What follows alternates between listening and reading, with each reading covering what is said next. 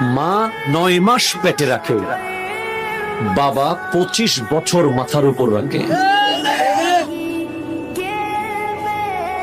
মা যখন পেটে রাখে ওনার শারীরিক কষ্ট হয় অবশ্যই, যে কষ্টের সাথে পৃথিবীর কোনো কষ্টের তুলনা হবে না, কিন্তু বাবা 25 বছর মাথার ব্রেনের ভিতরে ঢুকাই রাখে যতক্ষণ সন্তান উপযুক্ত হয়নি, ঠিক কিনা? সারাক্ষণ ব্রেইনের টেনশন থাকে, আমার ছেলে কি করবে, ঠিক কিনা কোন? মা বিনা বেতনে ঘর চালায়, কিন্তু বাবা তার সব বেতন দিয়ে দেয় ঘর চালানোর জন্য, ঠিক? মায়ের আলমারিতে শাড়ির অভাব হবে না, বাবার আলমারিতে কাপড় নাই, ঠিক কিনা কোন না?